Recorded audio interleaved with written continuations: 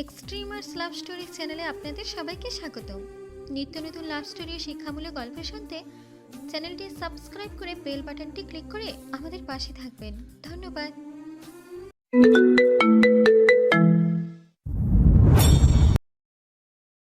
আশরাফ এক পা দু পা আগাতে আগাতে ভয়াল দেহের মেয়েটিকে একদম দেয়ালের সাথে আটকে দিল।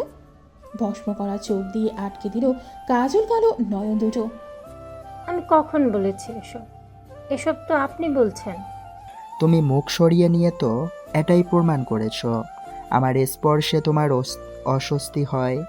আমায় ঘৃণা করছো তুমি। এইটুকু ইঁদুরছানার কলিজায় এত সাহস আসে কোথা থেকে? আমি এক দয়ালু হলো বেড়াল যে তোমায় এখনও না খেয়ে দয়া দেখিয়ে বেড়াচ্ছি। আমার জায়গায় অন্য কেউ থাকলে টুপ করে গিলে ফেলতো। বের হও আমার বাড়ি থেকে এক্ষুনি। আমার বাড়িতে থেকে আমায় অপমান। বের হও বলছি।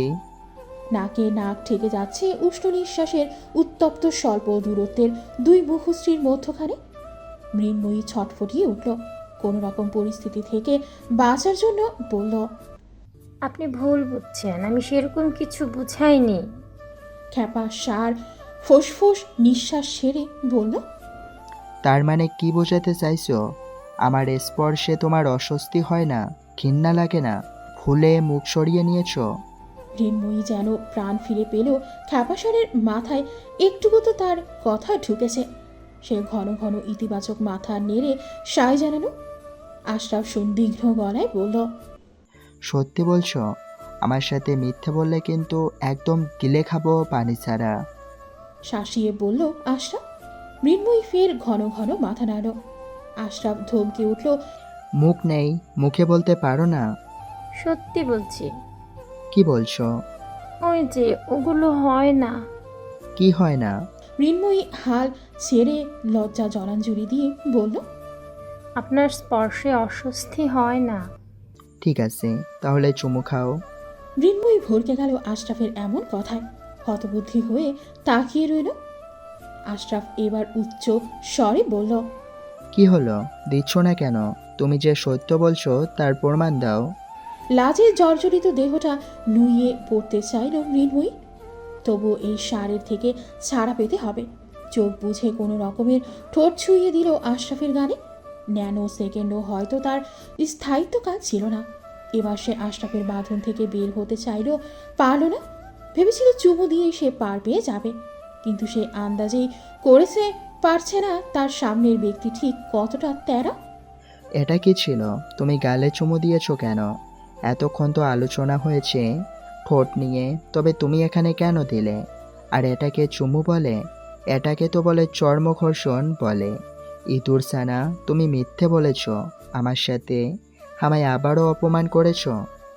আশরাফের ফের ভরিক্কি কণ্ঠে সে অসহায় পানে তাকায়, বলল, আপনি এত তেরা লোক কেন? সব সময় বেশি বোঝেন। কি বললে তুমি? আশরাফ রেগে বলল। মৃন্ময়ী হতাশ চিত্তে পড়ে রয়। দীর্ঘশ্বাস ফেলে বলল, কিছু বলিনি। আমার এত স্পর্ধা আছে নাকি আপনার মতো বড় মাপের মানুষকে কিছু বলার? বলুন কি করলে আপনার ভুল ধারণা যাবে? চুমু খাবে ঠিকঠাকভাবে, সময় বেশি নিয়ে অবশ্যই ঠোঁটে। আশরাফ তীক্ষ্ণ কণ্ঠে বলল। মৃন্ময়ী তাই করল। সময় নিয়ে একখানা শুকনো চুমু দিল রুক্ষ পুরুষালী ওষ্ঠে। তাতেও আশরাফের সমস্যা। তুমি নাক মুখ কুচকালে কেন? তোমার ঘৃণা হচ্ছে তাই না? না, হচ্ছে না। তাহলে নাক মুখ কুচকালে কেন? ভুলে। তাই নাকি? তবে প্রমাণ করো। শব্দের বুনন শেষ হতেই দুটো দেহের দূরত্ব নিশ্চিহ্ন হয়ে গেল। হ্যাংলা পাতলা দেহের পৃষ্ঠদেশে পুরুষালী হাত দুটো বিস্তৃত হয়ে চাপ প্রদান করে আছে। অষ্টপুটের স্পর্শের গভীরতা সহ্যের সীমা অতিক্রম করায় মেয়েটির নাজুক দেহ শক্ত থাকতে পারল না, নুয়ে পড়ল, ভর ছেড়ে দিল। কেউ সযত্নে সেটি নিজের সাথে আঁকড়ে নিল। মেয়েটির সকল অস্বস্তিকে বুড়ো আঙুল দেখিয়েই তারপর আশরাফ নামক তেরা ব্যক্তিটি মৃন্ময়ীকে চাল। ততক্ষণে মৃন্ময়ী নিজের সত্তা খুইয়ে ফেলল। নেতিয়ে পড়া দেহটাকে পাজা কোলা করে বিছানায় বসিয়ে দিল আশরাফ। সাথে সাথেই বিছানায় দেহ এড়িয়ে দিল মৃন্ময়ী। আশরাফ ফের নিজের কাজে মগ্ন হলো। সেন্টার টেবিলের সামনে দাঁড়িয়ে চুল সেট করতে করতে বিড়বিড় করতে করতে বলল, ইঁদুরছানার শক্তি নিয়ে এসেছে আমার সাথে লাগতে। এরপর থেকে এমন ভুল যেন আর না করে, নয়তো পুরোটা গিলে খেয়ে ফেলবো। কত বড় সাহস আমায় বুড়ো বলে। আশরাফের সহ্য ক্ষমতা অনুযায়ী এসির পাওয়ার হলো 26। ইদানিং নিজের সহ্য ক্ষমতাকে তুচ্ছ তাচ্ছিল্য করে 24 করে রাখে, যেন অন্য কারোর কাছ থেকে উষ্ণতা পেতে পারে। লাইট নিভিয়ে বিছানায় শুয়ে সে এসি অন করল। তখনই রিনরিনে অস্ফুট কণ্ঠ ভেসে আসলো। ওটার পাওয়ার একটু বাড়িয়ে দিন, অনেক শীত লাগে রাতে। ফিরতি তেরা কণ্ঠ সাথে সাথে ভেসে আসলো। কেন? তোমার কোথায়? আমার বাড়ি, আমার এসি, যত ইচ্ছা তত পাওয়ার দিব। মৃন্ময়ীর আর কোনো সারা শব্দ পাওয়া গেল না। আশরাফ ঘাড় উঁচু করে বলল, কি হলো? শাস্তি পেয়ে মন ভরেনি? আবারও আমায় অপমান করা শুরু করেছ? এবারও নিস্তব্ধতা বজায় থাকল। তবে কিছুক্ষণ বাদে কেউ আশরাফের বুকে গুটিসুটি মেরে সেরে গেল। নিজেও গুটিসুটি মারা দেহটাকে দু হাতে আগলে নিয়ে গম্ভীর গলায় বলল, এবার ঠিক আছে। প্রতিদিন যেন বলা লাগে না, তাহলে আমি বুঝে নেব আমায় অপমান করা হচ্ছে। নিস্তব্ধতা ভাঙল না, বরং ঠান্ডার প্রকোপ বাড়তেই আরও জড়িয়ে গেল ছোট্ট দেহটা। অন্ধকারাচ্ছন্ন চাদরে ঘেরা ঘরটিতে আশরাফ মুখের প্রগাঢ় হাসি তখন ঢাকা পড়ে আছে। আশরাফ কাঁথা মেলে দিল নিজেদের গায়ে। ইদানিং তার ঘুমটা অনেক ভালো হয়। সারাদিন অপেক্ষা করে কখন রাত হবে। বিধ্বস্ত অবিন্যস্ত খোলা চুলে মেঝেতে শুয়ে আছে অদ্রিতার নির্জীব দেহ। আতখোলা শাড়ি ছড়িয়ে ছিটিয়ে আছে মেঝেতে। গাল বেয়ে রক্তের এক তীক্ষ্ণ সরু রেখা বেয়ে পড়ছে টাইলসে। সূক্ষ্ম ত্বকের উজ্জ্বলতা আবদ্ধ ঘরের তিমিরকেও হার মানাচ্ছে। পুরো ঘর ছন্ন ছাড়া আধ ভাঙা কাজ আসবাবপত্রে এলোমেলো হয়ে আছে। চোখ দুটো থেকে পানি গড়িয়ে পড়তে পড়তে তার নিঃশেষ প্রায়। এখন রক্ত গড়িয়ে পড়ার পালা। অনড় দৃষ্টি নিক্ষেপ করে আছে উন্মুক্ত উদারমণি নিজেকে মেলে দেওয়া গগনে। তবে গগনের সেই মেঘ ঢাকা আধারের দৃশ্য তার অক্ষিপটে ভাসছে না ভাসছে দর্পণের জড়িয়ে রাখা হাতটি, যেটি যত্ন সহকারে আলতো ছুঁয়ে ছুঁয়ে যাচ্ছিল ঘাগরার আবৃত মেয়েটির দেহ। কি সুন্দর হাসি ছিল দুজনের মুখে। মেয়েটিও কেমন আহ্লাদ আহ্লাদ করে কথা বলছিল। এই দৃশ্য দেখার আগে তার মরণ শ্রেয়। যার একটু নড়চড়ে অভ্যাসেও সে সন্দিগ্ধ হয়, ভয় পায় কখন না কেউ তার মনে ঢুকে যায়, তাকে কারোর সাথে এতটা হাস্যোজ্জ্বল, এতটা নমনীয়, এতটা অন্তরঙ্গতা সে কিভাবে সহ্য করবে। বুকের ভেতর মরণ যন্ত্রণা সহ্য করা দায়। কি করবে, কিভাবে বাঁচবে সে, কোনো কি উপায় নেই এগুলোকে মিথ্যা প্রমাণ করার। দর্পণ কেন এত মুগ্ধ চোখে দেখছিল মেয়েটিকে? সেদিন ওই ছবিগুলোও কি এই কারণেই সরিয়ে নিয়েছিল? মস্তিষ্ক অসহ্য বেদনায় ভারী হয়ে উঠতেই আরেকটা অক্ষত ফুলদানি ছুঁড়ে মারল দেয়ালে, যার অংশ বিশেষ কিছুটা নিজের গায়েও ছিটকে আসতো। প্রমাণ হয়ে গেল আরেকবার অন্যের ক্ষতি করতে গেলে সেটি উল্টো তীর দিকেও আপতিত হয়। তবে এই মূল ভাব গ্রহণের মতো স্বাভাবিক মস্তিষ্ক অদ্রিতার নেই। সে দগদগে ক্ষতই জ্বলছে। মেয়েটির হাসি মুখ কেন তার সহ্য হচ্ছে না? দর্পণ কেন তার হলো না? অদ্রিতাদের মতো মানুষের কর্মকাণ্ড আরেকবার প্রমাণ করছে পৃথিবী হিংসা পরায়ণতায় সমৃদ্ধশালী। নিজের নয় জেনেও হিংসা করা কি অদ্ভুত বেধি এটি। 10 মিনিট যাবৎ ফোনটা বেজে চলেছে। দুর্বল চোখে চেয়ে আছে সেদিকে অদ্রিতা। ইচ্ছে করছে না হাত বাড়িয়ে সেটি তুলতে। ইচ্ছে করছে সবকিছু ভুলে একটু শান্তির নিঃশ্বাস নিতে। তার আর জোনেই, মস্তিষ্ক দিচ্ছে না সেই সুযোগ। তবুও তুলল ফোনটি। কি ম্যাডাম, আপনি আমাদের কোন ঝামেলায় জড়াতে চাচ্ছেন? যাদের খোঁজ নেওয়ার কথা বলছেন তাদের পরিচয় জানেন? একজন অবসরপ্রাপ্ত সেনাপ্রধান আশফাক আহমেদের নাতনি, আরেকজন পরিচয় না বলাই শ্রেয়। একবার যদি তার কানে পৌঁছায় কেউ তার উপর নজরদারি করছে, জবানবন্দি দিলেও জান ফেরত পাবে না। ফোনের অপর প্রান্তের লোকটি চিন্তান্বিত কণ্ঠে বলল। অদ্রিতা ফুঁসে উঠল।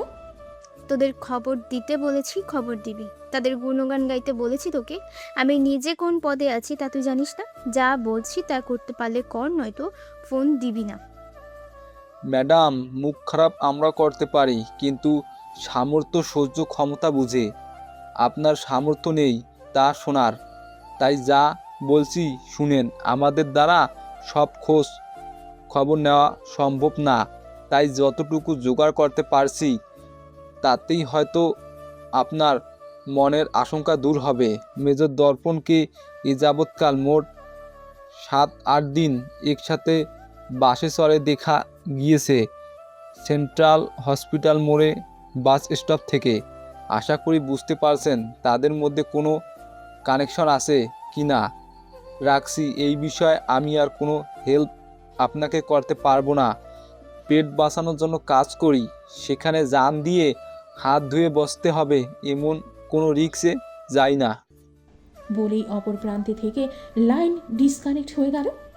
অনুভূতিহীন দু চোখ শূন্য তাক করে পড়ে রইল অদ্রিতা। তাদের মধ্যে কোনো সম্পর্ক আছে এতটুকু বাক্যের মধ্যে কত ক্ষমতা যে মানুষের মতো উন্নত মস্তিষ্কের বিবেক বুদ্ধিওয়ালা শক্তিশালী সত্তাকে নিঃশেষ করে দেয়।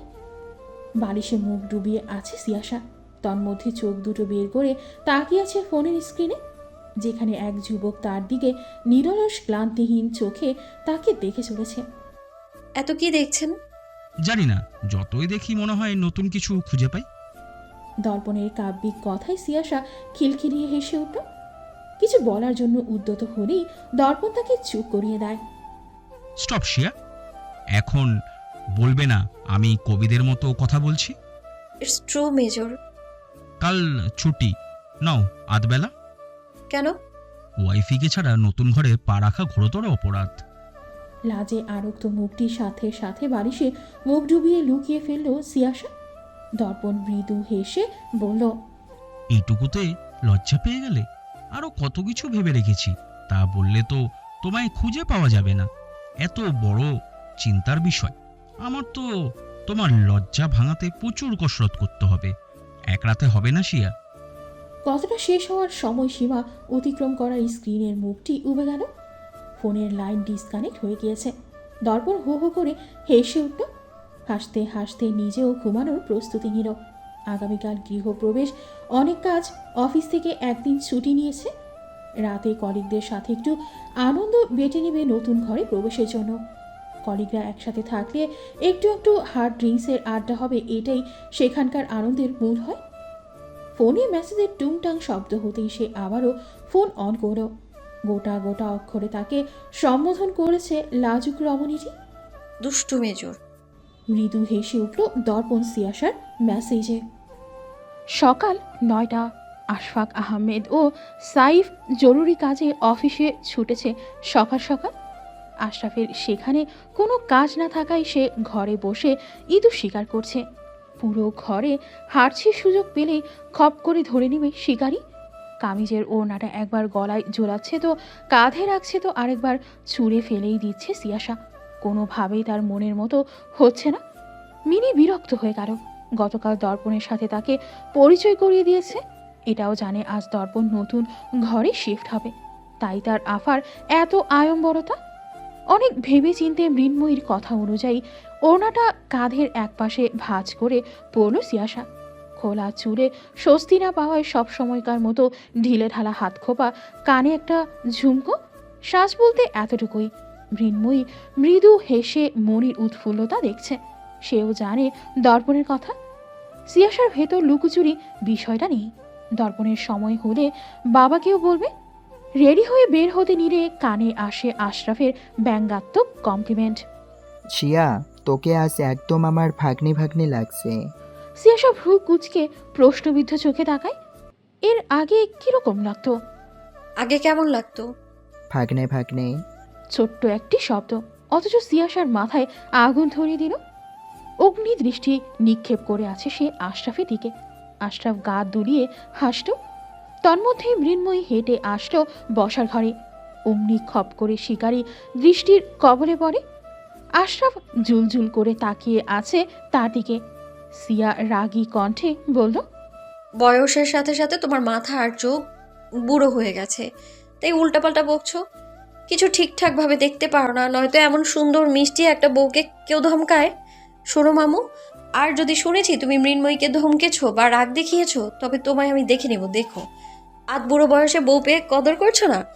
ভাগ্য ভালো থাকায় বউ পেয়েছো, আর কিছুদিন গেলে পাড়ার মোড়ে হাত পাখা বোনায় সে দাদি সেও রাজি হতো না তোমায় বিয়ে করার জন্য। তাই সময় থাকতে শুধরে যাও, বুঝছো? সিয়াসা আবারও সতর্কবাণী ছুড়ে বলল। আশরাফ বিস্ফোরিত ব্যথিত চোখে ভাগ্নির দিকে তাকালো, ব্যথিত কণ্ঠে বলল, তুই এমনটা বলতে পারলি শিয়া? মামু হই তোর, এখনো কি জোয়ান তাগড়া যুবক আমি? আর তোকে এসব কথা কে বলেছে? সিয়াসা পুরোপুরি অবজ্ঞা করলো মামার কথা, নির্লিপ্ত গলায় বলল, কে বলেছে এটা আসল বিষয় না, তোমায় যেটা বলেছি সেটা তুমি মাথায় রাখবে। বলেই সে ঘর থেকে বের হয়ে গেল। সিয়াসা যেতেই আশরাফ শিকারী দৃষ্টি মৃন্ময়ীর দিকে তাক করে। মৃন্ময়ী জড়সড় হয়ে দাঁড়িয়ে রইল মিনির পাশে। আশরাফ মিনির উদ্দেশ্যে বলল, মিনি কোচিং নেই, স্কুল নেই, তাই বলে কি তোর নিজেরও পড়া নাই?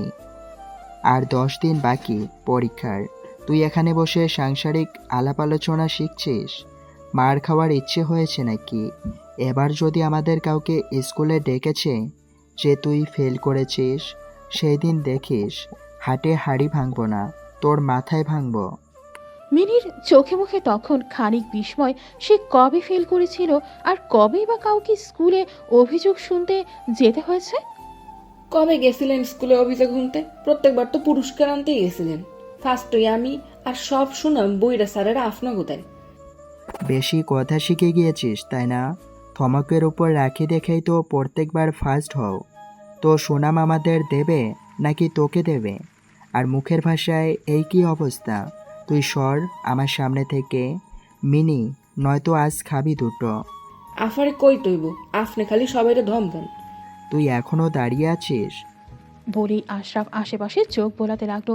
হাতের কাছে কিছু পেলে ধুম করে লাগিয়ে দেবে। মিনি তড়িঘড়ি করে নিজের ঘরে দৌড় দিল। মিনি যেতেই মৃন্ময়ী রান্নাঘরের দিকে পা বাড়ে। তুমি যাচ্ছ কোথায়? ঘরে এসো আমার সাথে। আশরাফের উঁচু কণ্ঠে মৃন্ময়ী ভীত সন্ত্রস্ত দৃষ্টি নিক্ষেপ করলো আশরাফের দিকে। ততক্ষণে আশরাফ নিজের ঘরে চলে গিয়েছে। মৃন্ময়ী ঢের জানে এই লোক এখন তাকে ধমকাবে। কেন যে বলতে গেল মনিকে ওই কথা? সকালে কথা বলার সময় মুখ ফসকে বেরিয়ে যায় আশরাফ তাকে সবসময় ধমকায়, ভয় দেখায়। সেই কথা শুনতেই সিয়াসা খেপে যায়। পরিস্থিতি নিরুপায়। মৃন্ময়ও নিরুপায়। যার পরিচয় এই ঘরে থাকছে, খাচ্ছে, পড়ছে, তার অবাধ্য কিভাবে হবে? কচ্ছপের গতিতে গিয়ে দরজার কপাট ধরে উকি দিল ঘরের ভেতর। দৃষ্টি বেশি দূর যেতে পারেনি, তার আগেই চোখে পড়ে রণমূর্তি হয়ে দাঁড়িয়ে থাকা আশরাফের দিকে। কবজিতে জোরে সরে টান পড়ায় মৃন্ময়ী বদ্ধ দরজার সাথে লেপটে গেল।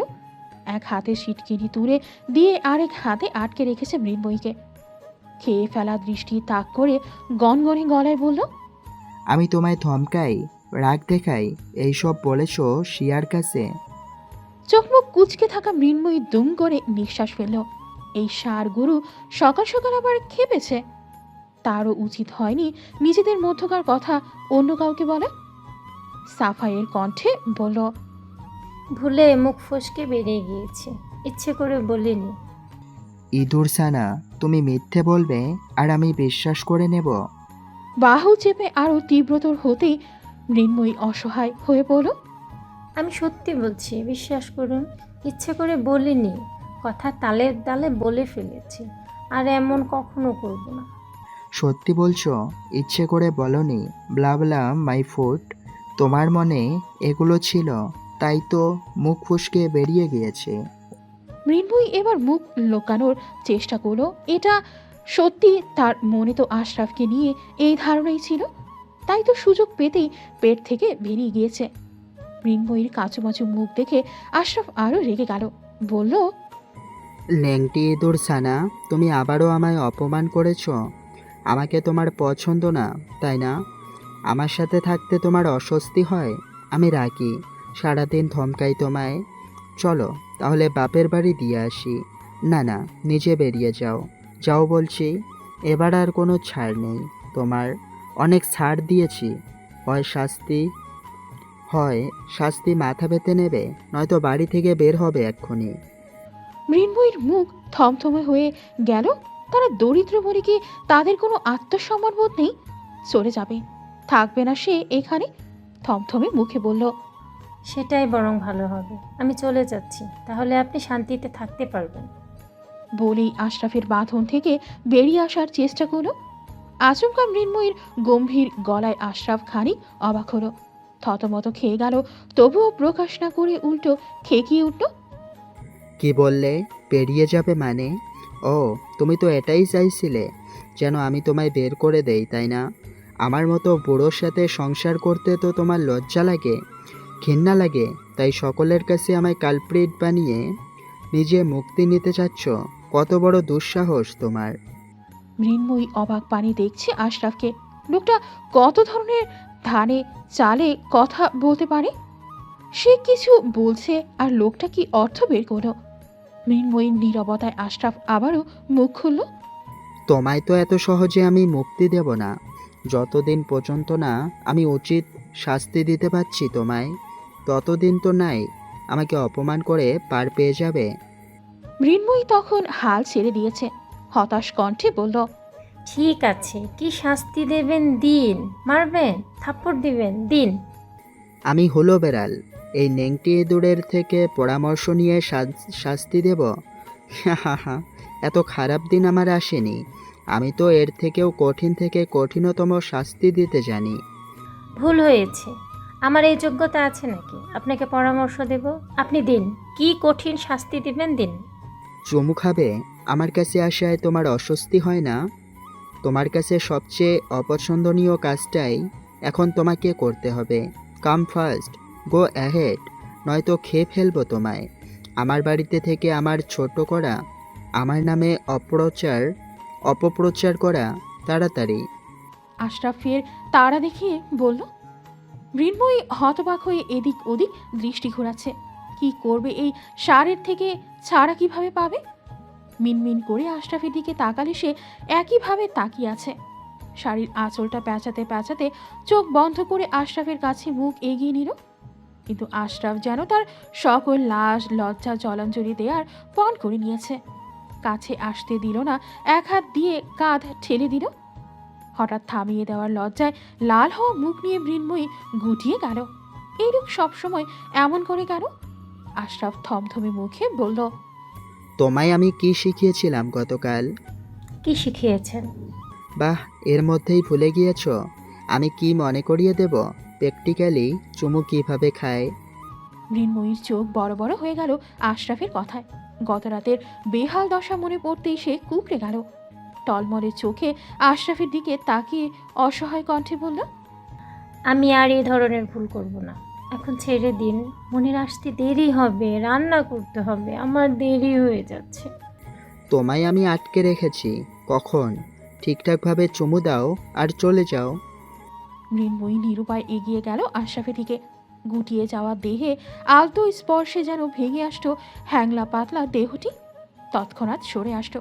আশরাফ শিকারী দৃষ্টি আকর্ষণ করে বলল, এটা কি ছিল? চোখ বন্ধ করেছো কেন? চোখ খুলে দেবে? নাও, আবার ট্রাই করো।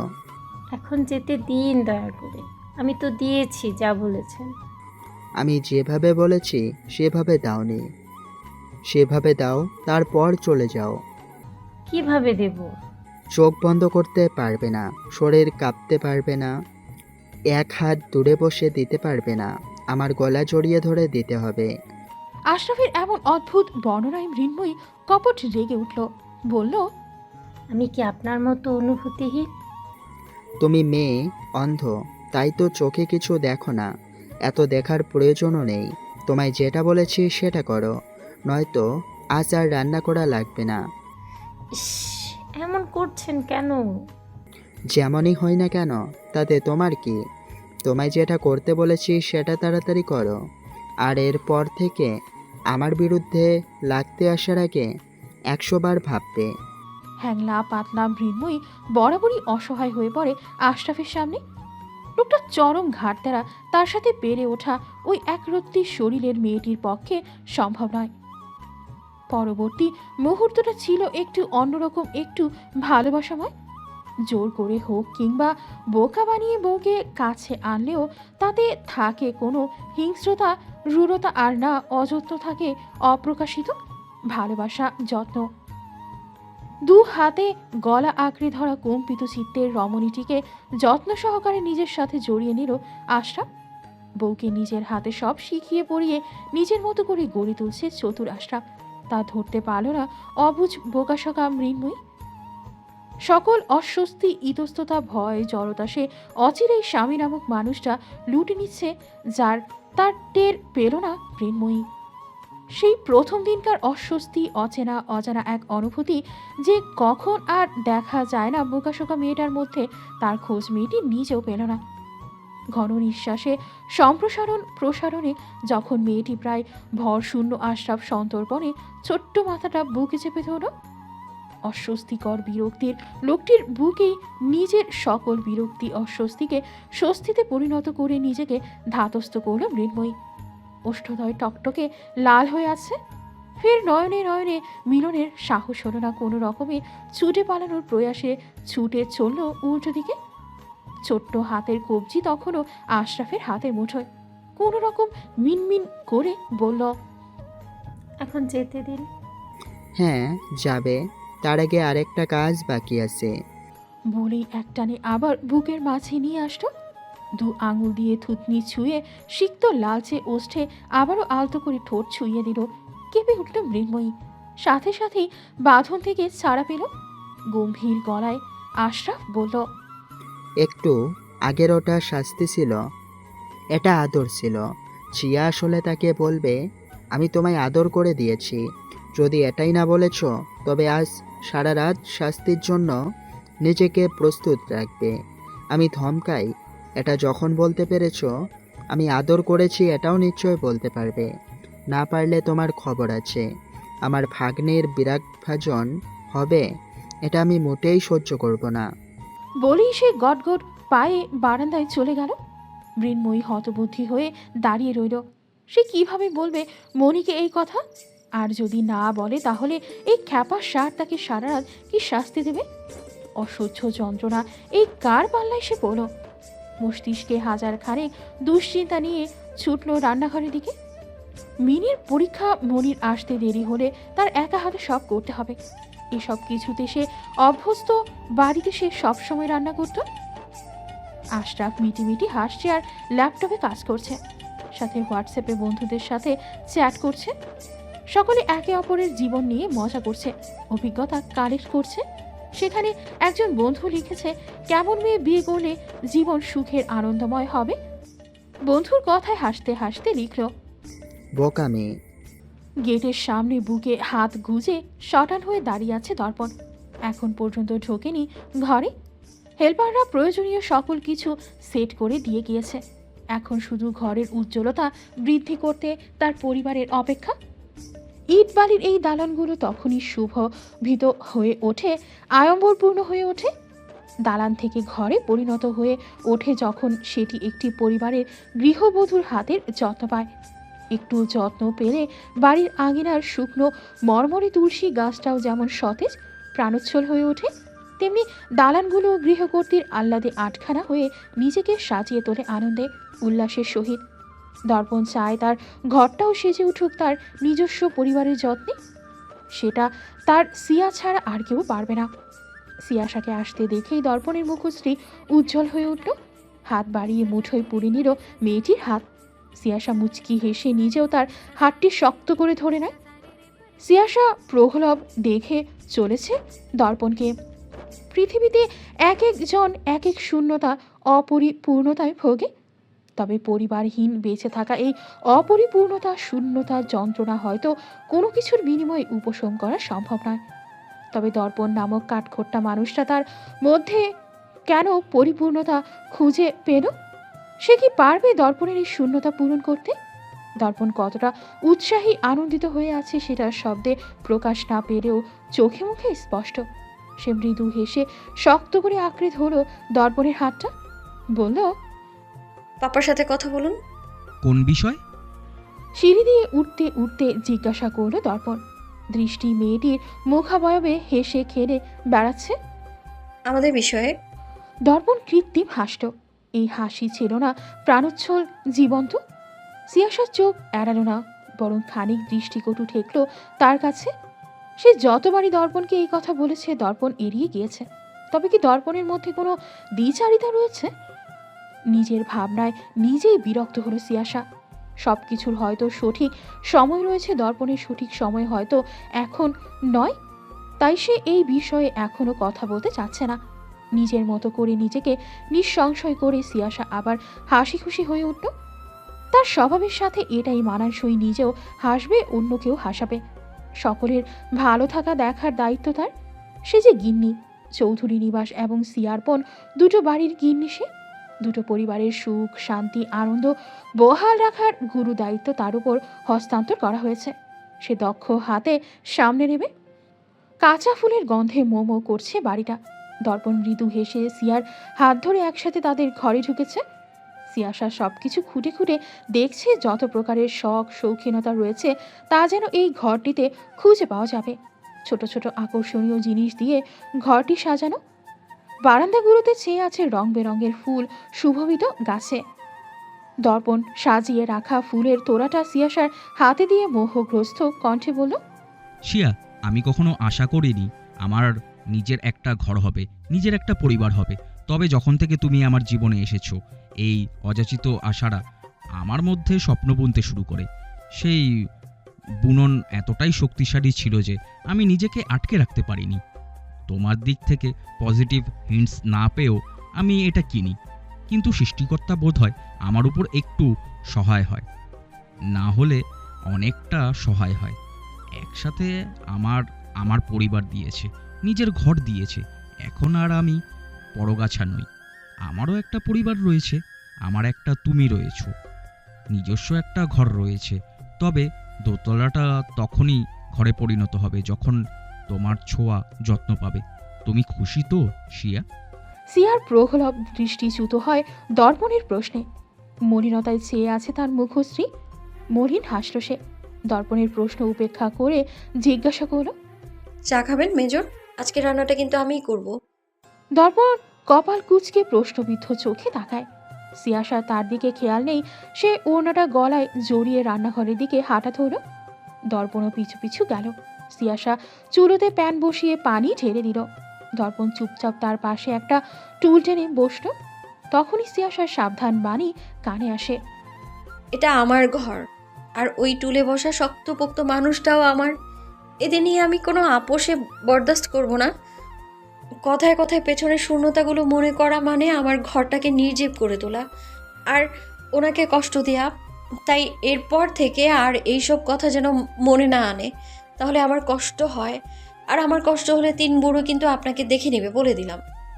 কিচেন ক্যাবিনেটের সাথে হেলান দিয়ে পায়ের উপর পা তুলে বসে থাকা মানবটি গা দুলিয়ে হেসে উঠল। ফলের ঝুড়ি থেকে একটা আপেল তুলে তাতে কামড় বসিয়ে বলল, ভয় দেখানো হচ্ছে? ভয় পাওয়া হচ্ছে? একই সুর টেনে বলল সিয়াসা। দর্পণ হো হো করে হেসে উঠল। হাসতে হাসতে বলল, তোমার উনি প্রচুর ভয় পেয়ে গেছে শিয়া। বলে সে আবারও হাসতে লাগলো। মেয়েটি পাশে থাকলে তার ভেতরে আনন্দের খরস্রোতা বয়ে যায়। বুকে উত্তাল থাকে না, মস্তিষ্কের নিউরনে চলে না কোনো দুশ্চিন্তা কিংবা কর্মজড়িত কোনো হিংস্রতা। সবসময় মুখে হাসি নামক আকর্ষণীয় এক সৌন্দর্য লেগে থাকে।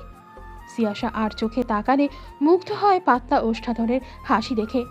ট্রিম করা চোয়াল জুড়ে সুচালো দাড়িগুলো শ্যামরাঙা মুখশ্রীর আরেক লুকায়িত সৌন্দর্যের কারণ। লোকটার চেহারার জ্যোতি বদলে যায় সামান্য একটু হাসির কারণে, অথচ এই হাসি তার জন্য এক দুর্লভ ব্যাপার ছিল। কিন্তু এখন কারণে অকারণে প্রায় এই হাসির দেখা মেলে। চায়ের ট্রে হাতে সিয়াসা নির্দিষ্ট কক্ষ ঢুকল। দর্পণ এখানেই আসতে বলল চা নিয়ে।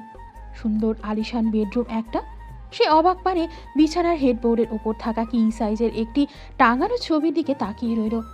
6 ফুট 2 ইঞ্চির এই ব্যক্তির বুকে 5 ফুট 4 ইঞ্চির একটি মেয়ে হাস্যোজ্জ্বল মুখে তাকিয়ে আছে। পুরুষটি মুখে আলতো হাসি নিয়ে সযত্নে তাকে এক হাতে আগলে রেখেছে। এটা সেদিনকার অনুষ্ঠানে তোলা ছবিটি। মুখে প্রগাঢ় হাসি ফুটে উঠল। সে ভুল না হলে এটা তাদের বেডরুম। দর্পণ বারান্দায় সেও সেখানে চলে গেল। সেখানে ঢুকতে গেলে আরও এক চমক। চিকন চিকন শৈল্পিক কণ্ঠে কেউ হইচই করে উঠল। সিয়াসা ভরকে যায়। লোহার খাঁচার ভেতর এক রংচটা পালকে আবৃত প্রাণীটি তাকে দেখেই হৈ হৈ করে বলে উঠল, সিয়া সিয়া বউ বউ বউ বউ সিয়া বউ। সিয়াসা উচ্ছ্বসিত হয়ে উঠল। প্রকৃতির সাথে তার সন্ধি বেশি হওয়ায় এই সব কিছু তাকে খুব টানে। সে তড়িঘড়ি করে চায়ের ট্রেটা দর্পণের সামনে ছোট্ট টেবিলে রেখে ছুটে গেল পাখিটির কাছে। টিয়া পাখি একটা। দর্পণ মৃদু হেসে চায়ের কাপ তুলে নিল হাতে। সিয়াসা উচ্ছ্বসিত কণ্ঠে বলল, ওকে কোথায় পেলেন মেজর? কিছুদিন আগে বোয়াছড়িং গিয়েছিলাম, সেখানকার বাজারে একটা লোক বিক্রি করছিল ওকে। সেই ছোট থেকে ওকে লালন পালন করেছে, কথা বলা শিখিয়েছে। টাকার অভাবে বিক্রি করা, আর কিছু না। থাকার শখে পাখিটাকেই বিক্রি করে দিচ্ছে, তখন আমি নিয়ে আসলাম। ওকে আমি নিয়ে যাই? সিয়াসা উচ্ছ্বসিত কণ্ঠে জিজ্ঞাসা করল। দর্পণের ভ্রু কুঁচকে গেল, মুখের উপর না করে দিল। ওটা তোমার জন্য, কিন্তু যখন তুমি এইখানে চলে আসবে তখন থেকে ততদিনও আমার ঘরটিকে জনমানবহীন হওয়া থেকে রক্ষা করবে। সিয়াসার মন খারাপ হয়ে গেল। অনুরোধ করে বলল, প্লিজ মেজর, দিন এটা আমাকে। ও কি সুন্দর কথা বলে। No please. নো। আচ্ছা, 1 সপ্তাহের জন্য দিন। একদিনের জন্যও না। 2 ঘন্টা প্লিজ। মিনি আর মৃন্ময়ীকে দেখিয়ে দিয়ে যাব। নো। দর্পণের তেরা কণ্ঠ। সিয়াসা মন খারাপ করে পাখিটিকে আদর করতে লাগলো। পাখিটি নাচানাচি করে বলে উঠল, বউ ভালো সিয়া বউ ভালো ভালো। সিয়াসা খুশিতে খিলখিলিয়ে হেসে উঠল। আমোদিত কণ্ঠে জিজ্ঞাসা করল, ওকে এগুলো কে শিখিয়েছে? আমি। আমি বউ? শিয়া বউ, দর্পণের বউ। দর্পণ মৃদু হেসে বলল। সিয়াসা লাজুক হেসে আবার মগ্ন হয় পাখিটির সাথে কথা বলতে। সিয়াসার ব্যস্ততার মাঝে দর্পণ ঘর থেকে একটা কাগজ নিয়ে আসলো। সিয়াসার হাত টেনে গোলাকার টেবিলের ওপর পাশে বসিয়ে দিল। নিজেও মুখোমুখি বসল। দর্পণের গম্ভীর মুখ দেখে সিয়াসা ভ্রু নাচায়। কি হয়েছে? দর্পণ গম্ভীর শীতল গলায় বলল, তোমার কিছু প্রশ্ন করব, সঠিক উত্তর দেবে, ভেবেচিন্তে উত্তর দেবে। হঠাৎ করেই দর্পণকে সিরিয়াস গম্ভীর হয়ে যাওয়ায় সিয়াসা খানিক অবাক হলেও তা পাত্তা না দিয়ে মাথা নেড়ে সায় জানালো। আমাদের সম্পর্ক নিয়ে তোমার কোনো সংশয় আছে? যদি কখনো মনে হয় তোমার সিদ্ধান্ত ভুল ছিল। দর্পণের এমন কথায় সিয়াসার ভ্রু কুঁচকে গেল। নিজেকে খানিক গম্ভীরতা বজায় রেখে বলল, আমি কোনো বাচ্চা নই যে হুট করে কোনো সিদ্ধান্ত নিয়ে ফেলি কিংবা এমন কিছু করি যেন আমার পস্তাতে হয়। আর যদি সেটা হয় আপনার ব্যাপারে, তবে আমি বলবো, আপনাকে নিয়ে যখন থেকে ভাবতে শুরু করেছি, মৃত্যু অবধি এই ভাবনা আমার মাঝে থাকবে। আমার পুরোটা জুড়ে আপনি থাকবেন। যদি কখনো আফসোসও হয়, তবে ছুটে যাব আপনার কাছে সকল আফসোসের নিরসন করার জন্য। বাকি জীবনটুকু আমার সকল ভাবনা, রাগ, জেদ, আফসোস, হতাশা, দুঃখ, দৈন্য, সুখ, শান্তি আপনি জুড়েই হবে। এর জন্য বিন্দুমাত্র সন্দেহ আমার ভেতর নেই। দর্পণ কিছু বলল না, নিটল চেয়ে থাকলো শুধু সামনের দৃঢ়চেতা মেয়েটিকে। নীরবে কেটে যায় চায়ের আড্ডাটা। কিছুক্ষণ বাদ দর্পণ হাতের কাগজটা এগিয়ে দিল। সিয়াসা সেটি দেখে বলল, এটা কি? দর্পণ 4 ভাঁজ করা কাগজটির একটা ভাঁজ খুলে বলল, এইখানে একটা সাইন করে দাও। কিসের কাগজ এটা? সাধারণ একটা কৌতূহলী প্রশ্নে দর্পণকে বিব্রত হতে দেখা গেল। দর্পণ কথা গুছিয়ে ওঠার আগেই সিয়াসা সহজ সরল অভিব্যক্তি প্রকাশ করে বলল, আমি এমনিতেই জিজ্ঞেস করেছি, আপনি ইতস্তত বোধ করছেন কেন? দিন, আমি সাইন করে দিচ্ছি। বলেই সে দর্পণের ধরে রাখা কাগজটিতে সাইন করে দিল। দ্বিতীয়বার কাগজটি পড়তে চাওয়ার ইচ্ছা পোষণ করল না। মানুষটিকে সে নিজের থেকেও বেশি বিশ্বাস করে। কাগজটি পুনরায় ভাঁজ করে রেখে দর্পণ বলল, কখনো ভুল বুঝবে না আমায়। আমার কাছে সবকিছুর ঊর্ধ্বে তুমি রয়েছো, এতটুকু মনে রাখবে। পরিপ্রেক্ষিতে সিয়াসা কিছু বলল না, শুধু মৃদু হাসল। এই সেই দিনের এই এক প্রহর দুজনে একসাথে কাটালো, একসাথে রান্না করলো। মাঝে মধ্যেই চোখে চোখ পড়ে যাওয়া, কাজের ফাঁকে একে অপরে হাত ছুঁয়ে যাওয়া। বিশাল ইলিশ মাছটা মেয়েটিকে কাটতে না দিয়ে নিজে কাটা এমন ক্ষুদ্র ক্ষুদ্র যত্ন, অনুভূতিগুলো দর্পণ নামক মানবটিকে আরও বিশেষ করে তুলল সিয়াসার কাছে। রোয়াংছড়ি বড় বাজারে বিশালাকার এরিয়া জুড়ে আটার ফ্যাক্টরি, অথচ সেখানে মাত্র 10 বস্তা আটা রয়েছে। তাতেও পোকা হয়ে গিয়েছে এতটা পুরনো। পুরো ফ্যাক্টরিতে 10 বস্তা আটার আড়ালে চলে বিস্তৃত এক সিন্ডিকেটের ড্রাগসের ব্যবসা। কর্মচারী বৃন্দ কখনো ড্রাগস ডিলার, কখনো ছিনতাইকারী, কখনো খুনি, কখনো ধর্ষক, কখনো বা অপহরণকারীর রোল প্লে করে। মাল্টি ট্যালেন্টেড মস্তিষ্কে তখন ব্যর্থ তারা আন্দোলন করছে। 1.5 বছর ধরে একটা কেস নিয়ে স্টাডি করছে, ক্লু খুঁজছে, অথচ বারবার শূন্য হাতে ফিরে আসছে যেখান থেকে শুরু করেছিল। এখন পর্যন্ত কম কেস সলভ করেনি দর্পণ। চাকরিতে যুক্ত হয়েছে পর থেকে কোনো কেসে 6 মাসের বেশি সময় নেয়নি সলভ করতে। সেখানে আজ 1.5 বছর হয়ে গেল সে এখনও দিশেহারা।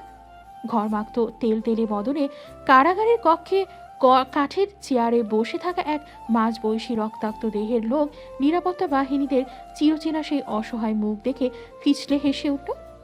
বিশ্রী ভঙ্গিতে পাশে থুতু ফেলল। সামনে বসা তীক্ষ্ণ দৃষ্টির অধিকারী ব্যক্তির মাথায় জ্বলতে থাকা আগুনে ঘি ঢালার মতো কাজ করল সেটি। ক্ষিপ্ত হয়ে হুঁশ জ্ঞান হারিয়ে উগ্রচিত্তে এক লাথি দিল চেয়ার বরাবর। লাথির প্রকোপে দেয়ালের সজোরে ধাক্কা খেয়ে চেয়ার থেকে ভেঙে গেল, বাঁধন ঢিলে হয়ে গিয়েছে। দেয়াল ঘেঁষে ভাঙা চেয়ারের সাথে লুটিয়ে পড়া আহত হয়েও লোকটি তাতে যেন আরও মজা পেল। হো হো করে হেসে উঠল। কণ্ঠ জড়িয়ে যাচ্ছে লোকটির। দর্পণ উগ্র চিত্তে টেবিলের উপর রাখা সাদা প্যাকেটগুলো নিয়ে অস্থিরভাবে খুলে সেগুলো মুঠোয় ঠেসে লোকটির মুখে ঢোকাতে লাগলো। প্রিয় জিনিসের গন্ধে লোকটি তখন মাতোয়ারা, ঘোরগ্রস্ত হয়ে পড়ল। জোয়ারের তীব্র যন্ত্রণা অনুভব করতেই লোকটি নিভু নিভু চোখে দর্পণের দিকে তাকায়। দর্পণ ক্ষিপ্ত কণ্ঠে জিজ্ঞাসা করে, এই তুই জানিস ট্রাই7-এর ব্যাপারের কিছু? হ্যাঁ, আমি তো জানি। Anything, any clue? ট্রাই7-এর নাম শুনতেই লোকটি জোর জবরদস্তি করে চোখ খুলে দর্পণের দিকে বড় বড় চোখ করে তাকায়। সুবেদার সহ উপস্থিত সকলে যেন একটু আলোর দিশা পেল। তারাও কারাগারের ভেতর ঢুকে গেল। রোয়াংছড়ি ফ্যাক্টরি থেকে সেদিন 14 জনকে আটক করে তারা। ফ্যাক্টরিটিরও সিল করে দেওয়া হয়। দর্পণে যেন দিশেহারা একটু দিশা খুঁজে পেল। গালে কয়েকবার থাপ্পড় দিয়ে বলল, তুই এর সাথে জড়িত ছিলি? Come on, say something. হঠাৎ করেই লোকটা ফিক করে হেসে উঠল। মাথা নেড়ে বাচ্চাদের মতো করে বলে, আশা আশা মজা। বলেই সে হো হো করে হাসতে থাকলে কথা তার পিষ্টে পিষ্টে যাচ্ছে। দর্পণের ভ্রু কুঁচকে যায়। উপস্থিত সকলে খানিক অবাক হয় আশার নাম শুনে। কেননা এই কেসে জড়িত আশা বলতে শুধুমাত্র মেজর সাইফের স্ত্রীর সংযোগ রয়েছে। দর্পণ আবারও জিজ্ঞাসা করল, এই তুই কার কথা বলছিলিস? আশা কি? তুই কি মেজর সাইফের স্ত্রীর কথা বলছিস? ওই ওঠ, বল।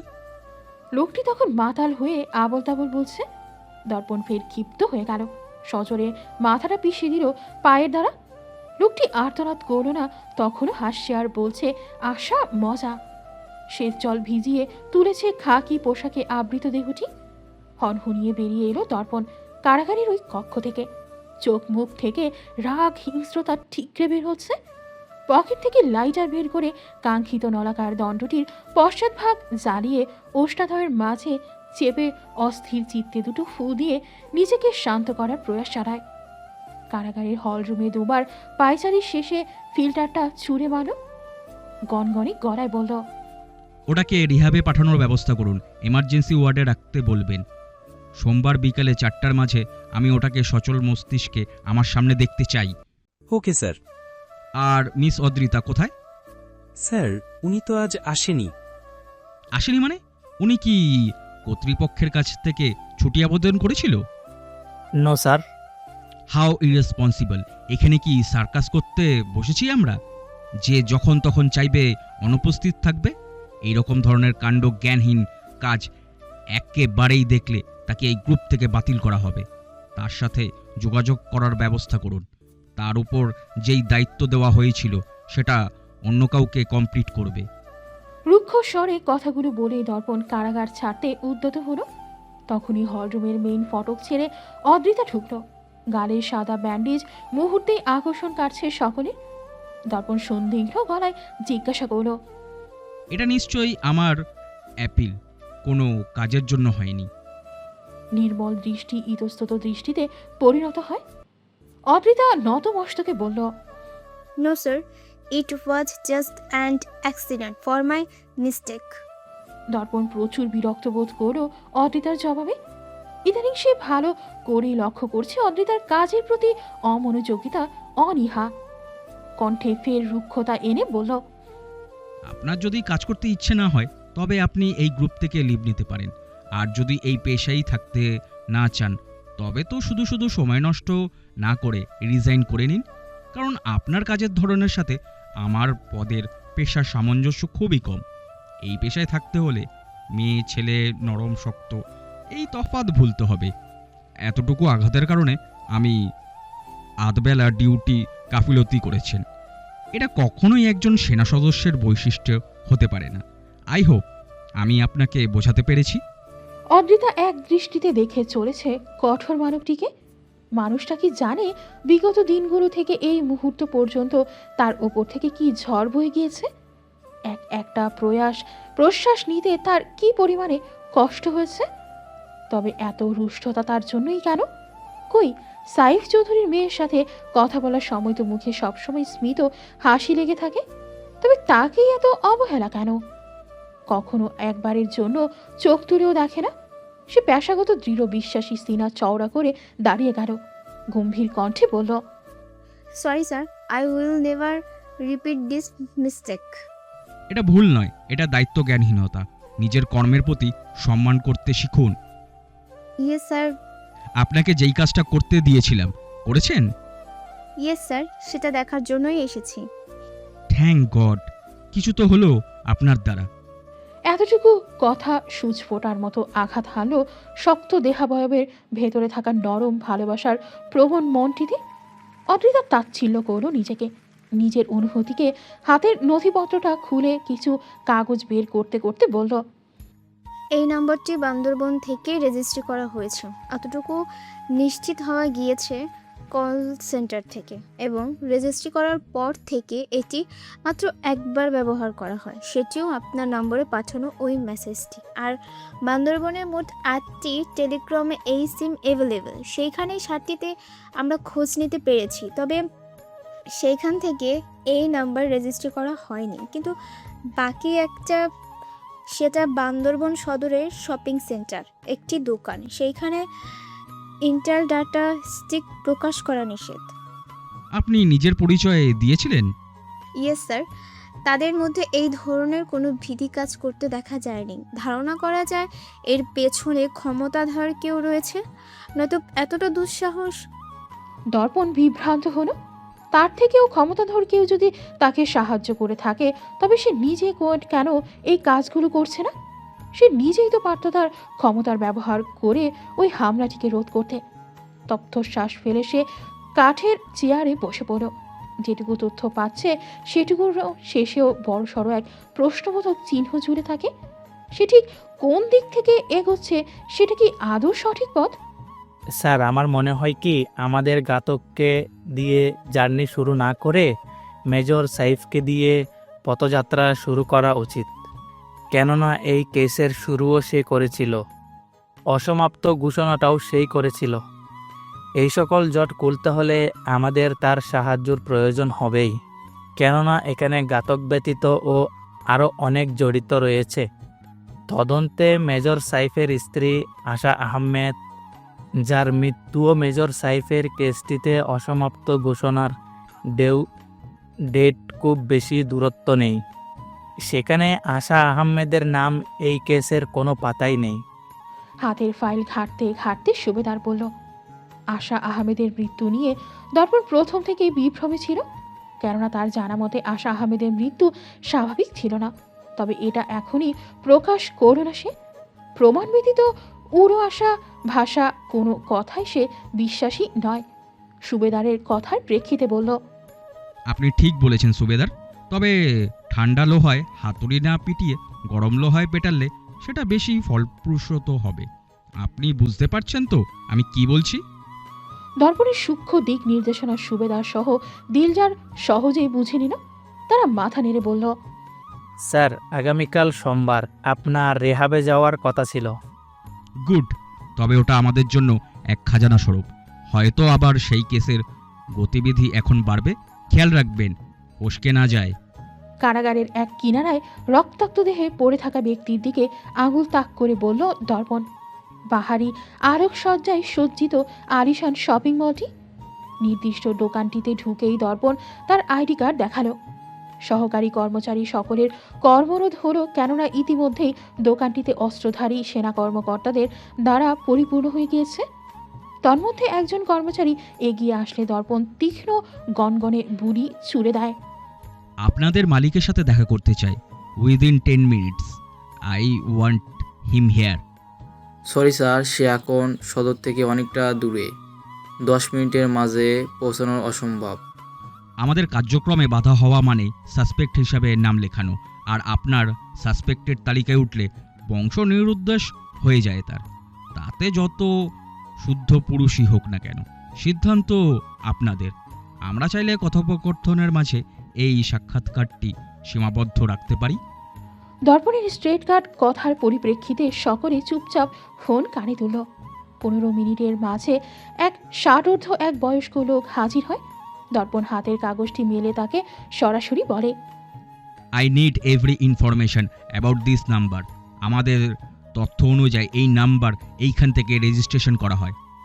বয়স্ক লোকটিকে চিন্তিত হতে দেখা গেল, তবুও মুখে তার শীতলতা ছেয়ে আছে।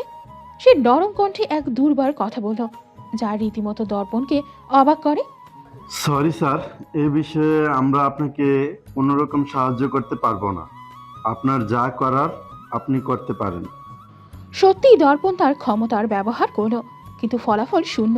উপরমহল থেকে এক অলিখিত নিষেধাজ্ঞা জারি করা হয়, যার ফলে দর্পণ সেখানেও ব্যর্থ হয়। তবে দর্পণকে অবাক করে সে যেই পজিশনে রয়েছে সেখানে এই ক্ষেত্রে নিজের ক্ষমতার ব্যবহার করাও হাস্যকর ব্যাপার। তার চেয়েও অবাক হয়েছে এই সামান্য একটা বিষয় নিয়ে উপরমহল থেকে কেন নিষেধাজ্ঞা জারি করা হবে। তবে কি সে ভুল জায়গায় ছোটাছুটি করছে? সর্বশেষ আরও একবার প্রশ্নবোধক চিহ্ন ঝুলে রইল ট্রাইসেভেন নামক অসমাপ্ত কেসটির ওপর। ক্লান্ত অবসন্ন দেহে নিজের ফ্ল্যাটের দরজার সামনে এসে দাঁড়ালে দর্পণ থামে। হাতের চাবির রিংটা শাহাদাত আঙুলে ঢোকানো, চোখ আটকে গোল্ডেন প্লেটের ওপর খোদাই করা জলজল করতে থাকা একটি নাম সিয়ারপন। এক ছটা প্রশান্তির হাওয়া বয়ে গেল কাঠখোট্টা দেহাবয়বে। মুখে মৃদু হাসি নিয়ে ঘরে ঢুকতেই তার কপাল কুঁচকে যায়। পুরো ঘরে আলো জ্বলছে, মৃদু সুতীক্ষ্ণ সুগন্ধ নাকে এসে বাড়ি খায়। তৎক্ষণাৎ কানে আসে শৈল্পিক চিকন কণ্ঠস্বর হৈ হৈ করে উঠল, বউ বউ সিয়া, ভালো ভালো সিয়া। দর্পণের হাসি প্রগাঢ় হয়। গায়ের পোশাক খুলতে খুলতে বলে, শিয়াকে এখনো মনে আছে তোমার? শিয়া তো নেই এইখানে। দপন মিথ্যা, খারাপ খারাপ, দপন খারাপ, দপন মিথ্যা। দর্পণের ভ্রু কুঁচকে গেল। ড্রয়িং রুমে ঝুলতে থাকা খাঁচার কাছে হেঁটে গেল, শানিত কণ্ঠে বলল, আমি মিথ্যে বলছি না, তুমি খারাপ কেন বলছো? দপন খারাপ খারাপ, মিথ্যা মিথ্যা। ফের এমন বলে পাখিটি চিৎকার করতে লাগলো। দর্পণ কিছু বলতে যাবে তার আগে চোখ পড়ে পাখিটির খাঁচায় আধ খাওয়া কলা দেখে। সে তো কলা দেয়নি, সকালে একবার পাখিদের খাবার খাইয়ে বাটিতে সেই খাবার দিয়ে গিয়েছিল, তবে এটা কে দিল? সে পাখিটির দিকে তাকিয়ে জিজ্ঞাসা করল। শিয়া এসেছিল? পাখিটি নাচানাচি করে উঠল সিয়াশার নাম শুনতেই। সিয়া বউ, সিয়া ভালো ভালো বউ। দর্পণ আর কোনো কথা বলল না, চোখ ঘুরিয়ে ঘরের সব জায়গায় দেখতে লাগলো। সোফার উপরে থাকা এলোমেলো বস্ত্র নেই, টি টেবিলের ওপর আধ খাওয়া খাবারগুলোও নেই। পুরো ঘর একদম টিপটপ। সে হেঁটে নিজের বেডরুমে ঢুকল। লন্ড্রি বাস্কেটে রাখা আধোয়া বস্ত্র ধুয়ে সেগুলো বারান্দায় মেরে দেওয়া, বিছানা গুছিয়ে রাখা। বারান্দার গাছগুলোতে পানি দেওয়ার ফলে সতেজতায় ঘাড় উঁচু করে আছে শাখা প্রশাখাগুলো। অষ্টপটে স্মিত হাসি ফুটে উঠল। সিয়া এসেছিল হয়তো, তার কাছে ঘরের এক্সট্রা চাবি আছে। মস্তিষ্কে চলা দুর্ধর্ষ চিন্তারা বিভ্রান্তিরা বুকের ভেতরে প্রবাহমান ভালোবাসার কাছে হার মানে। মস্তিষ্ক হালকা হয়ে যেতেই দর্পণ ফুরফুরে মেজাজে গোসলে ঢুকল। বাহিরে খেতে যাবে, খেয়ে আসতে পারত, তবে এই ঘামযুক্ত শরীরে খাবার তার মুখরোচক হবে না। একেবারে ফ্রেশ হয়ে খাবার খেলে একটু স্বস্তি পাওয়া যাবে। গোসল করে বের হবে, সোফায় উপরে রাখা ট্রাউজার আর টি শার্ট পরে নিল। এটাও মেয়েটি গুছিয়ে রেখে গিয়েছে। বের হতে নিলে পাখিটি আবার হৈ হৈ করে উঠল। সিয়া সিয়া বউ রান্না রান্না। দর্পণ অবাক হয়ে বলল, তুমি রান্নাও বলতে পারো? এটা তো আমি তোমায় শেখাইনি, আগে থেকেই পারতে। পাখিটি হয়তো মনে মনে কয়েক দফা বকলো দর্পণকে। যেটা বলতে পেরেছে সেটা নিয়ে শুক্রিয়া করো ভাই, ইতিহাস কেন টানতে যাও। সে আবারও চেঁচিয়ে বলতে লাগলো, সিয়া ভালো, বউ ভালো, রান্না রান্না। হয়েছে হয়েছে, আর বলতে হবে না। তোমায় কতদিন ধরে এনেছি, রোজ আমি খাবার দিই, কথা শিখাই, অথচ একদিন ও বলল আমি ভালো, আর শিয়া একদিন দুদিন এসেছে, তাতেই তুমি তার জয়গান শুরু করেছো। আজব দুনিয়া। দপন খারাপ, দপন খারাপ। পাখিটির ফের চিৎকারে দর্পণ মাথা নেড়ে রান্নাঘরে ঢুকল। গন্ধে মোমো করছে। সে একে একে ঢাকনা তুলল। ভাত, সবজি, ইলিশ মাছ ভুনা, গরুর মাংস ভুনার সাথে আচারের কৌটার নিচে এক চিরকুট।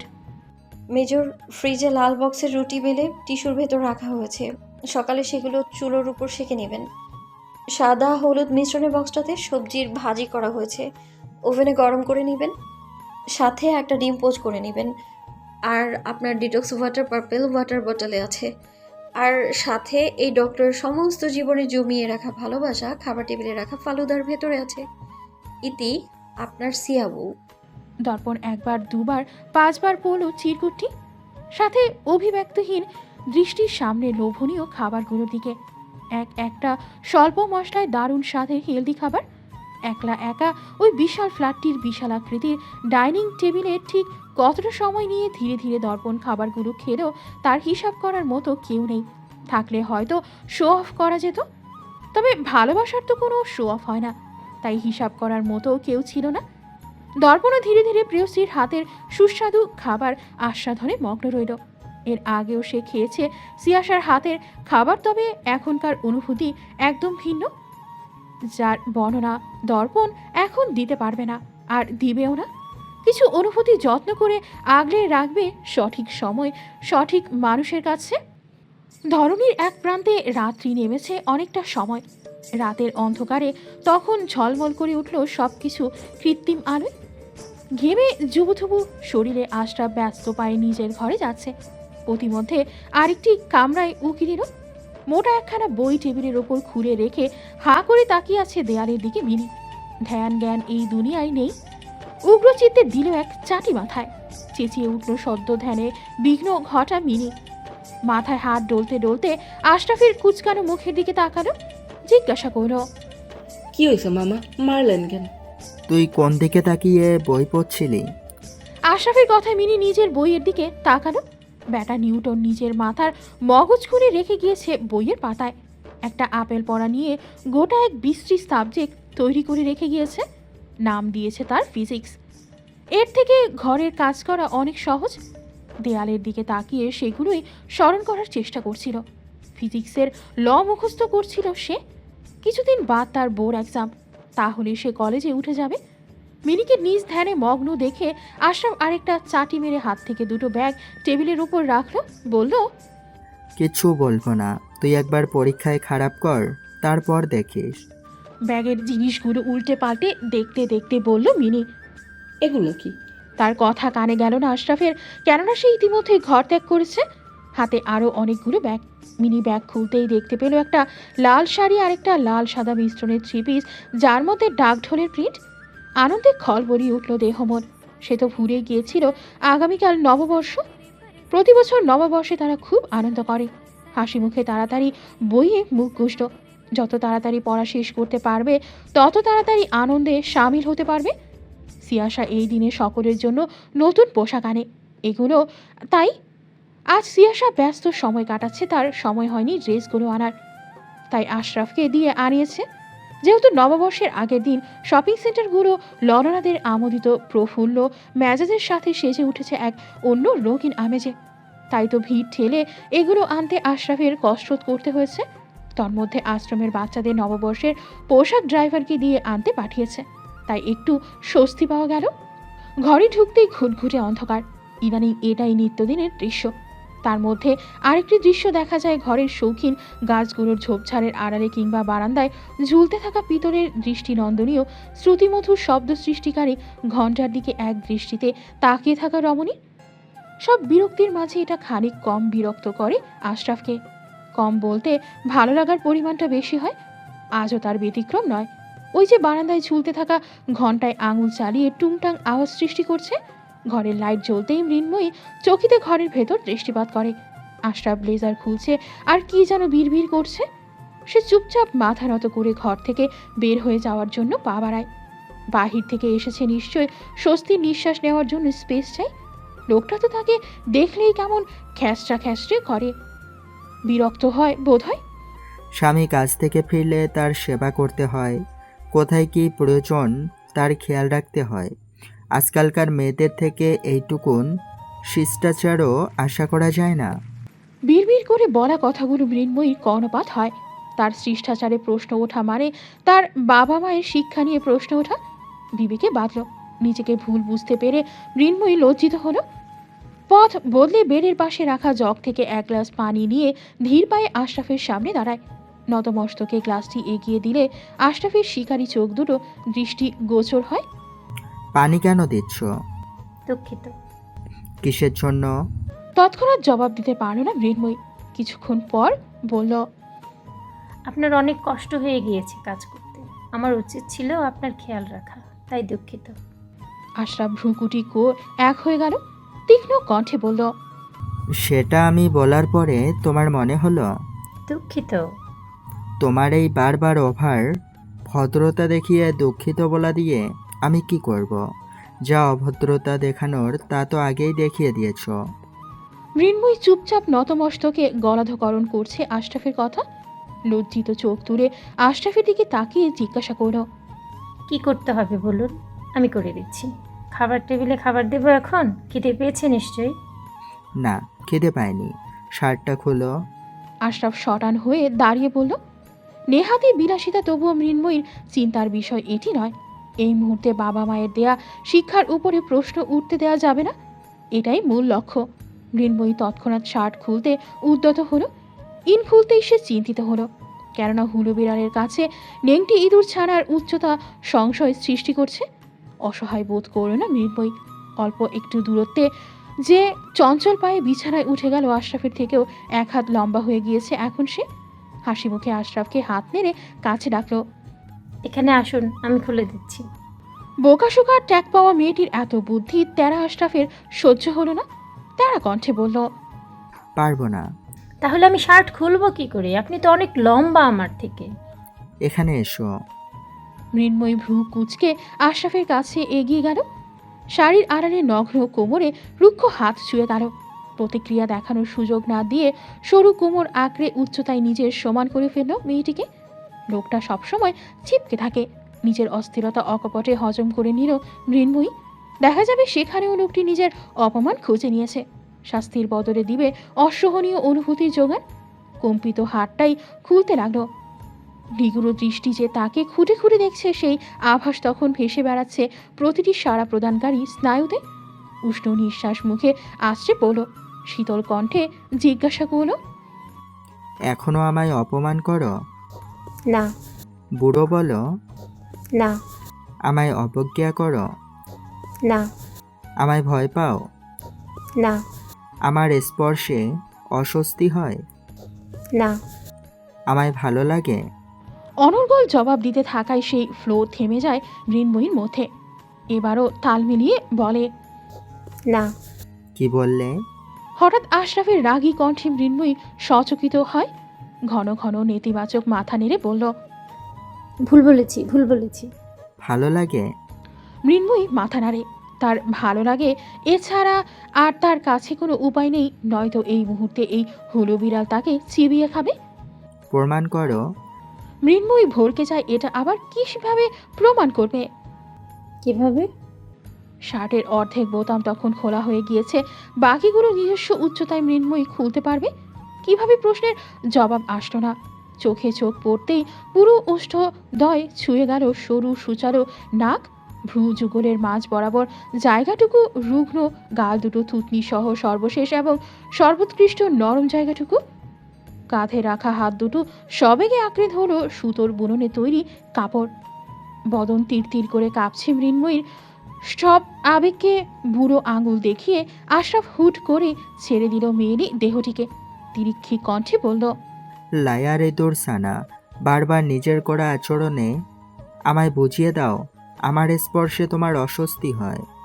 আমার সামনে মিথ্যা বলো। সাহসী কখন যে তোমার এই অতিরিক্ত সাহসিকতা তোমার উপরে ভারী পড়বে তা টেরও পাবে না। ঘরমাক্ত শার্টটি ঝিমিয়ে পড়া মেয়েটির মুখের উপর ছুঁড়ে মেরে গটগট করে ওয়াশরুমে ঢুকে গেল আশরাফ। ঝিমিয়ে পড়া মেয়েটি তখন ঘোর চিন্তাগ্রস্ত, কিভাবে তেরা লোকটিকে বিশ্বাস করাবে। তার আর অস্বস্তি হয় না আশরাফের স্পর্শে। কোমরে তোয়ালে পেঁচিয়ে মাথা মুছতে মুছতে বের হলো আশরাফ। থমথমে মুখে বলল, পার্পেল কালারের ব্যাগ দুটো খোলো। মৃন্ময়ী চুপচাপ বিছানার ওপর রাখা ব্যাগগুলো থেকে পার্পেল কালারের ব্যাগ দুটো খুলল। 3টা জামদানি শাড়ি, লাল, বাসন্তী ও মেরুন রঙের। আরেকটা ব্যাগে জুয়েলারি, গলার, হাতের কানের অলংকার, সবগুলো স্বর্ণের। সেগুলো বের করে ফের আগের মতো চুপ করে বসে রইল মৃন্ময়ী। সেটা দেখতেই আশরাফ তেতে উঠল, খোঁচা দিয়ে বলল, আমি বুড়ো বলে আমার দেওয়া কোনো কিছু ছুঁয়েও দেখা যাবে না, তাই না? মৃন্ময়ী বৃতৃষ্ণা ভরা দৃষ্টিতে তাকালো স্বামীর দিকে। লম্বা বলিষ্ঠ দেহের অধিকারী সুদর্শন এক পুরুষ। তবে তাদের বয়সের পার্থক্য হিসেব করলে অনেকটা তফাৎ পাওয়া যায়। বিয়ের দিনের বিকৃত রুচির সম্মুখীন বাবা মায়ের বিধ্বস্ত অবস্থা, সেই জের ধরেই কোনো কিছু না ভেবে সেদিন বলে ফেলেছিল অভিশপ্ত সেই শব্দটা, যার খোঁচা আর শাস্তি বিয়ের দিন থেকে এখন পর্যন্ত দিয়েই যাচ্ছে। সে কি জানতো নাকি এগুলো আশরাফ দিয়েছে? মনি সকালে বলে গিয়েছে নতুন পোশাক আনবে, সে তাই ভেবেছিল। তবে স্বামী নামক মানুষটার থেকে প্রথম কিছু পেয়ে তার ভালো লাগছে। বুকের ভেতর সুখ সুখ অনুভব হয়। আপাকে তো তার স্বামী বিয়ের পর থেকে কখনো নতুন কাপড় চোপড় উপহার দিত না। বাবার বাড়ি থেকে টাকা দিলে তা থেকে বাসায় পরনের একটা শাড়ি কিনে দিত। তা দিয়েই পুরো বছর কাটাতে হতো। থাকতো না কোনো ঈদ, নববর্ষের আনন্দ কিংবা স্বামীর তরফ থেকে ভালোবাসাময় কোনো উপহার। টলমলে চোখে আশরাফের দিকে কৃতজ্ঞতার দৃষ্টিতে তাকিয়ে বলল, ধন্যবাদ।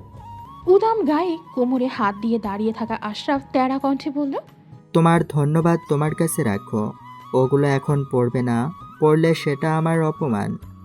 আর আমার বাড়িতে থেকে আমায় অপমান করা, এ আমি মোটেও সহ্য করব না। লালটা শিয়া দিয়েছে, ওটা আগামীকাল পড়বে। মৃন্ময়ী হতাশ হলো। এই কথাটুকু কি ভালো করে বলা যেত না? তুই সব বিষয়ে 90 আপ পাও, তবে কেমিস্ট্রিতে তোর 80 উঠাতে কষ্ট হয়ে যায় কেন? হ্যাঁ,